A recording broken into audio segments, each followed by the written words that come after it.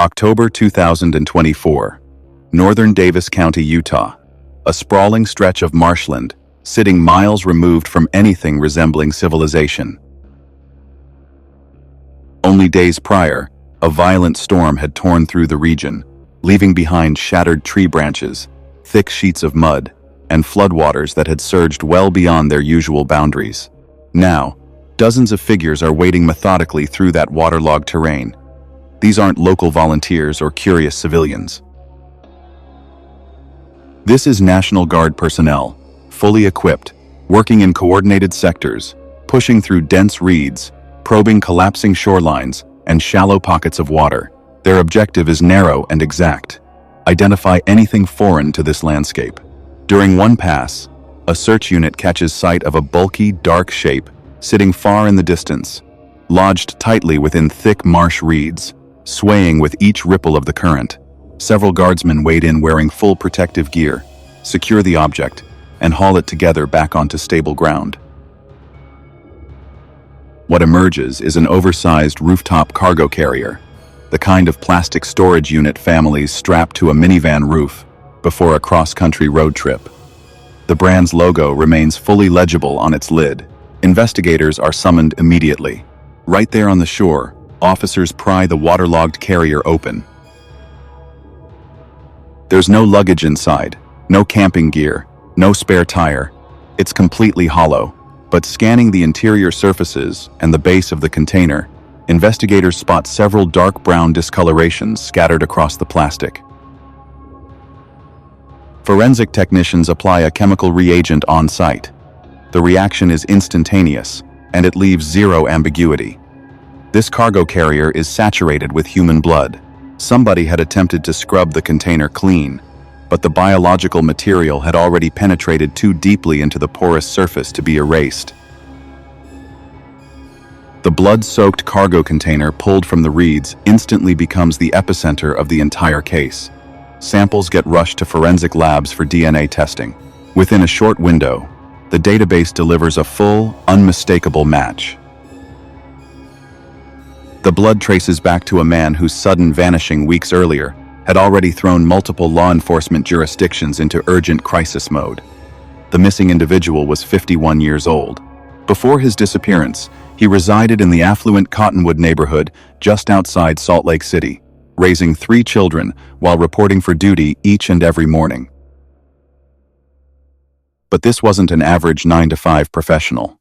Authorities were hunting for a decorated active duty member of the 19th Special Forces Group within the United States Army National Guard, part of the globally recognized Green Berets. His military role involved brutal, high-stakes assignments, requiring extraordinary physical endurance, iron discipline, and unshakable mental resilience. And somehow, this elite, combat-trained soldier had simply vanished from his own residence, leaving behind his belongings, his wallet, even his house keys. Investigators were now confronting the central mystery, defining this entire case. How does a family vehicle's rooftop cargo box wind up abandoned in a remote swamp far from home? And who possesses the capability to physically subdue a man the government spent years training to endure virtually any hostile scenario? Missing military personnel isn't unheard of, but a disappearance like this, during peacetime, originating from the backyard of a wealthy suburban household, is exceptionally rare. To understand how this all unfolded, it's necessary to rewind the clock back to where this relationship began. Matthew and Jennifer's story traces back to 2012. At that point, Matthew was 39, born in July of 1973, already carrying years of distinguished military service alongside a relatively uneventful divorce from a previous marriage. Jennifer, born February 1982, was raised in a well-off section of Cottonwood, remaining tightly bonded to her parents, Thomas and Rosalie, who stayed heavily embedded in their daughter's personal affairs throughout her adult life. The relationship accelerated quickly, and by 2014 the pair were officially married. From the outside, they projected an ideal pairing, Matthew embodying the discipline and steadiness synonymous with military service, Jennifer cultivating the persona of a devoted, family-centered homemaker. Together, they acquired a residence valued well past $1 million, and over the following years welcomed 3 children into the family, born in 2013, 2017, and 2019. To onlookers, this was the picture-perfect American household. Matthew steadily advanced his career within the National Guard, while Jennifer managed the domestic front. Fellow servicemen were frequent guests. Neighbors regularly witnessed backyard cookouts, cheerful family portraits, and an immaculately kept lawn. Not a single person suspected any underlying dysfunction, and that's typically the pattern with these cases. Outsiders judge a family by the curated version presented publicly. The Johnsons upheld that flawless image for years, but once investigators eventually dug into financial statements, court paperwork, and banking history, that carefully constructed illusion shattered almost immediately. Behind those expensive walls, reality bore no resemblance to what dinner guests had witnessed. By summer 2024, a decade-long marriage began visibly disintegrating. In July, Jennifer initiated divorce proceedings. The process nearly stalled instantly due to fierce disagreement over 2 central issues: splitting the valuable property and determining custody arrangements for their 3 children. Neither party would yield ground, forcing them to remain cohabitating under one roof while litigation dragged forward. That living arrangement rapidly deteriorated into hostility. Matthew began actively avoiding time at home. Leaning on his military background, he increasingly opted to bunk overnight at the National Guard barracks rather than return to the house.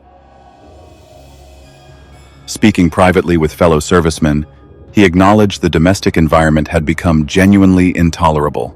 Multiple colleagues later confirmed Matthew expressed real concern for his physical safety during confrontations with Jennifer.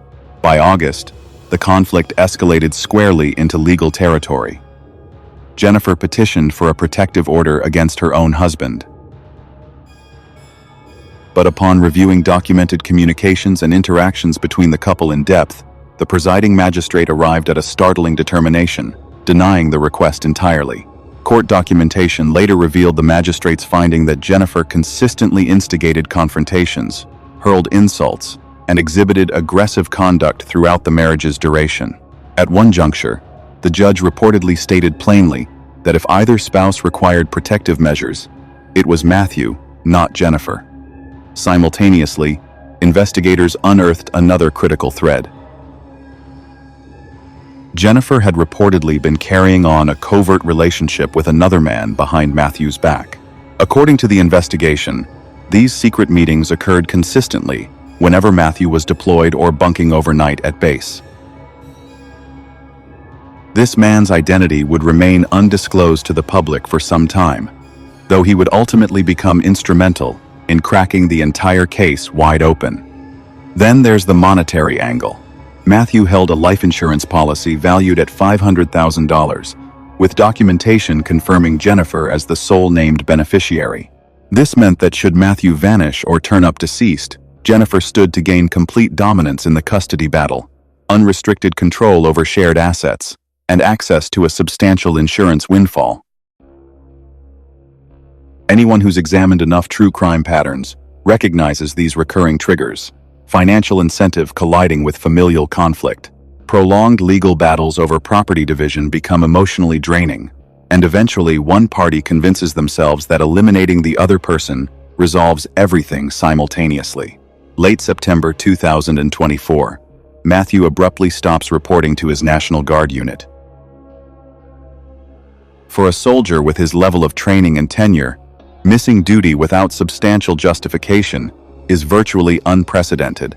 Initially, command is informed the soldier requested emergency leave, citing his father's sudden stroke, requiring immediate caregiving.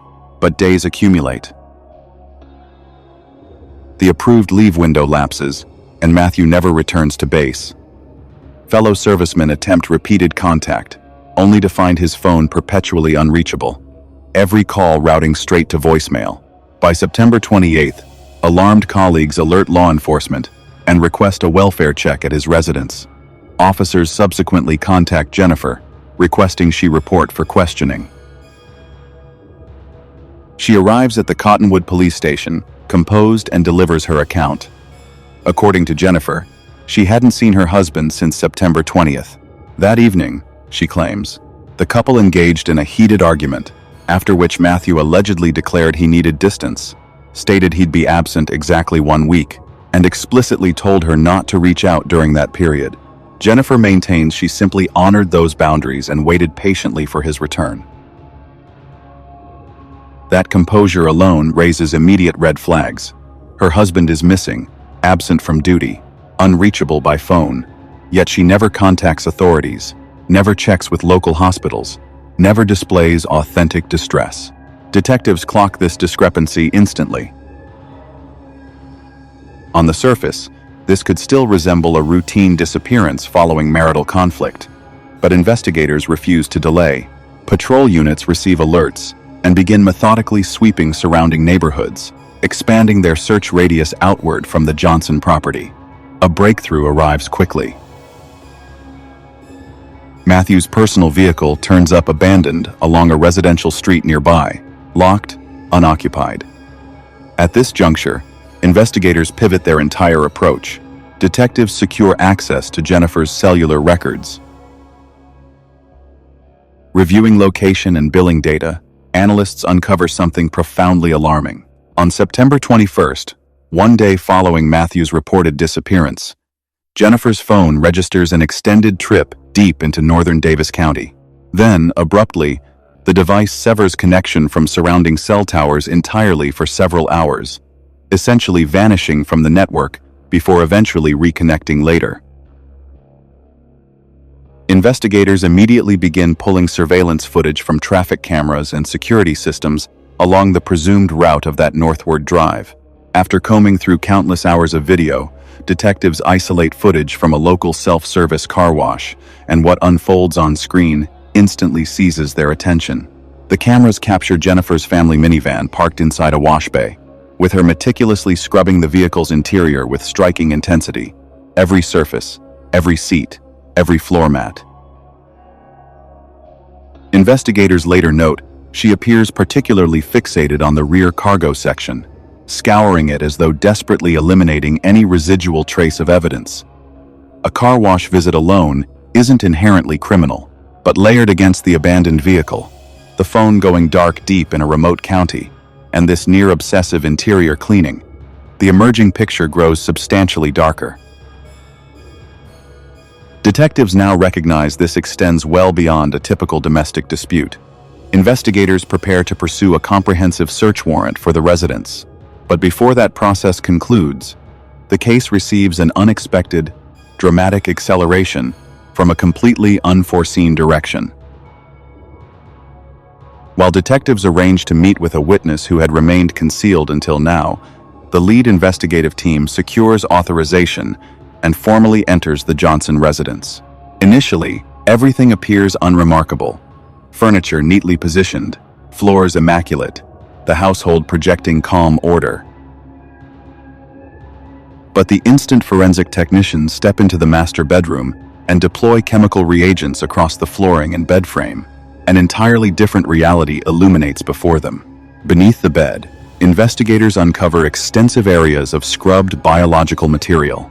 Human blood had penetrated deep into the wooden bed slats underneath the mattress, and a sharp, lingering odor of bleach still hangs faintly in the air.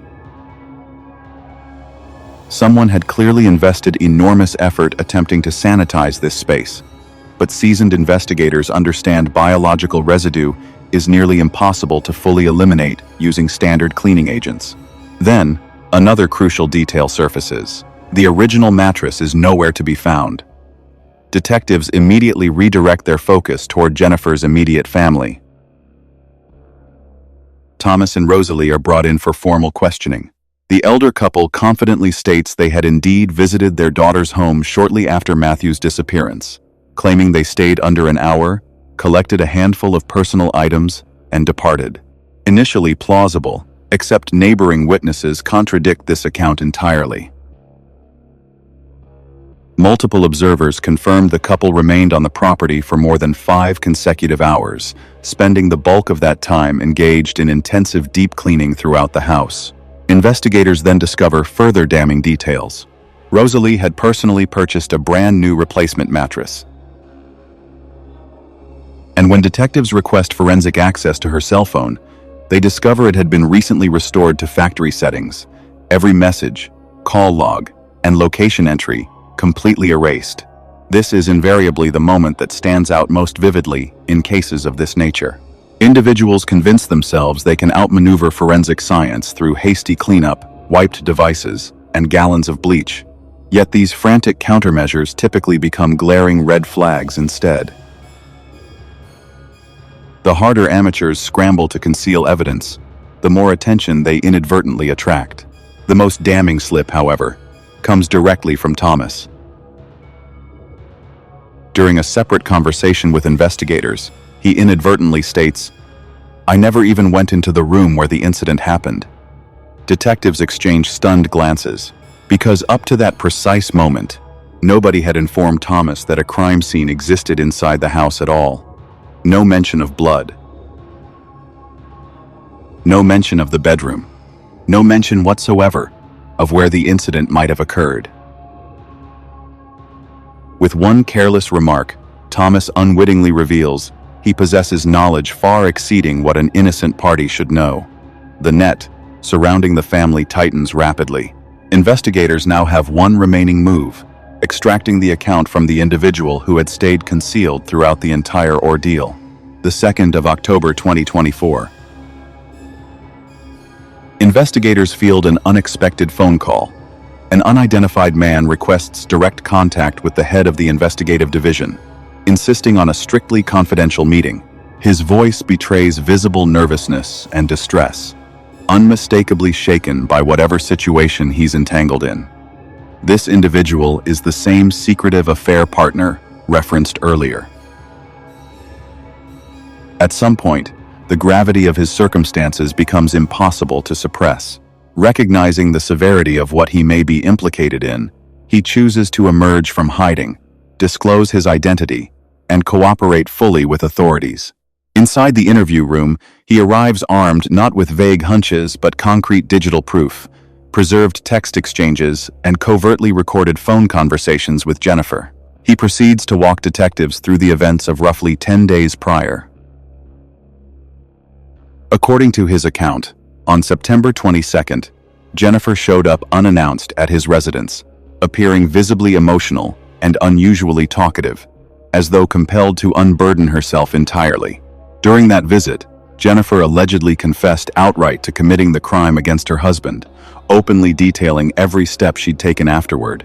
Investigators find themselves especially troubled by another element of his account. While face-to-face with Jennifer, he noticed substantial, fresh bruising covering her body, injuries consistent with severe physical exertion. When he directly questioned the source of those marks, Jennifer reportedly answered, without hesitation, fear, or any visible remorse whatsoever, calmly explaining the bruises resulted from packaging and transporting Matthew's body. She further admitted sustaining cuts and scrapes while scrubbing the house and destroying bedroom evidence. Detectives immediately begin analyzing the submitted audio recordings, and one particular exchange proves especially significant, a conversation captured after their in-person meeting, while the witness was still processing everything he'd heard. Jennifer's recorded voice sounds unnervingly composed. At one point, she implores him not to view her as monstrous, urging him to remember the person she used to be. Visibly overwhelmed, he attempts to reason with her, reminding Jennifer that she extinguished the life of an actual human being, the father of her own children. What follows becomes something investigators would later characterize as chillingly disturbing. In a completely detached tone, Jennifer allegedly responds, "He wasn't a person anymore. He wasn't Matt anymore." Picture the position this man suddenly found himself trapped inside, entering an affair, believing he was navigating ordinary marital tension, only to have the woman appear bruised and describing, in casual detail, the physical transport of a decorated combat veteran's corpse. Self-preservation likely kicked in immediately. He almost certainly recognized that if Jennifer possessed the capacity for something this methodically executed against her own husband, an inconvenient witness offered no guarantee of safety either. That fear is almost certainly what drove him straight into investigators' hands. Those recordings, paired with his direct testimony, completely reshaped the trajectory of the investigation. What had previously registered as disconnected fragments, the cargo carrier discarded in the marsh, the suspicious car wash detour, bleach saturating the bedroom, the peculiar behavior exhibited by Jennifer's parents, suddenly interlocked into one coherent, damning sequence. For the first time, detectives possessed clarity on motive, timeline, and the full scope of the cleanup operation surrounding this crime. Armed with that mounting body of evidence, investigators began methodically reconstructing the events of September 20th, minute by minute. Drawing on forensic analysis, cellular data, surveillance footage, and witness testimony, detectives assembled the fragmented pieces into a single, brutal, chronological account. That evening, Jennifer removed her 3 children from the house entirely, dropping them with her parents, Thomas and Rosalie, ensuring the property stood completely vacant except for herself and Matthew. Alone together inside the mansion, the couple began drinking heavily as the night progressed. Investigators believe substantial quantities of whiskey were consumed, and at some point during that evening, the exact scenario Matthew had feared for months finally detonated into the open. He discovered Jennifer's secret affair. A violent argument erupted throughout the house, marking the definitive breaking point in a marriage already crumbling under months of divorce proceedings, custody disputes, and relentless confrontation. Following the drawn-out fight, Matthew eventually retreated upstairs to the bedroom, lying down on his side of the bed and drifting into sleep. Investigators believe Jennifer waited until her husband was completely unconscious before retrieving a 9mm handgun. Detectives theorize she entered the bedroom, approached her sleeping husband, and fired a single round directly into his head. There's no evidence of struggle, no indication Matthew had any opportunity to defend himself. Investigators conclude the gunshot ended his life almost instantaneously. Blood saturated deep into the mattress, bled through the fabric, and pooled across the wooden frame beneath. What unfolds next constitutes the core of the elaborate cleanup operation. Investigators believe Jennifer immediately launched into systematically eliminating evidence. First, she destroyed Matthew's cell phone entirely, wiping out potential digital trails and communication records investigators might later trace. She then retrieved the oversized rooftop cargo carrier from the family minivan, dragging the bulky plastic container into the house and hauling it upstairs into the master bedroom. According to investigators, she loaded Matthew's body inside the carrier, but the sheer weight quickly presented a serious obstacle. As she maneuvered the container down the staircase, the heavy plastic repeatedly collided against the walls, railings, and wooden steps. Detectives believe this collision is precisely how Jennifer sustained many of the bruises later observed by the witness, reportedly struggling repeatedly just to prevent the container from tumbling down the stairwell entirely. After successfully getting the box downstairs, Jennifer allegedly returned to the bedroom and began aggressively scrubbing the blood-saturated area with industrial-strength chemicals and heavy amounts of bleach, attempting to eliminate biological traces and neutralize the odor. With considerable physical strain, she eventually loaded the makeshift container into the rear of the family minivan. Recognizing that to thin immediately would generate an obvious trail, investigators believe Jennifer first staged an additional layer of deception. She drove Matthew's personal vehicle into a nearby residential neighborhood and abandoned it roadside, engineering the impression that he had voluntarily fled. She then walked home alone through complete darkness before returning to retrieve the minivan. Investigators believe Jennifer subsequently drove far north beyond city limits into isolated Utah terrain, where detectives suspect she excavated a shallow grave and concealed Matthew's remains underground. Afterward, she transported the blood-drenched cargo carrier to the Davis County marshlands and discarded it directly into the swamp, banking on mud, flooding, and storm damage to permanently obscure the evidence. Consider the sheer physical demand embedded within this sequence. Executing a point-blank shooting, then single-handedly hauling substantial weight throughout the residence, scrubbing floors with caustic chemicals, repositioning vehicles, and excavating frozen ground in the dead of night without any assistance whatsoever. That level of execution demands focus, control, and an unsettling degree of composure. This hardly resembles a spontaneous emotional collapse or a split-second accident. Every action following the gunshot reflects calculated, methodical precision. The arrests executed in October 2024 initiated a lengthy, complicated judicial process. Jennifer faced formal charges spanning 9 separate criminal counts, including first-degree murder, tied directly to Matthew's death. Prosecutors are actively pursuing a sentence carrying the possibility of lifetime imprisonment. The court denied bail, keeping her in custody pending trial, with all contact between Jennifer and her children formally prohibited. Meanwhile, her parents, Thomas and Rosalie, face separate charges related to evidence destruction, though unlike Jennifer, they remain free, pending trial under strict judicial supervision. Legal proceedings have encountered repeated delays, with defense attorneys aggressively contesting procedural matters and working to suppress the recorded audio evidence from admission at trial. As recently as May 2026, the court granted yet another postponement, pushing the jury trial to a scheduled December date. Until a verdict is reached, all family financial accounts and major assets remain frozen.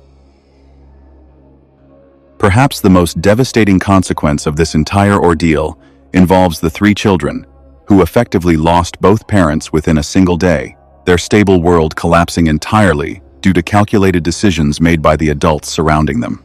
They currently reside with relatives while receiving ongoing professional psychological care. And despite everything investigators have uncovered, prosecutors continue confronting one substantial obstacle. Matthew Johnson's body has never been recovered.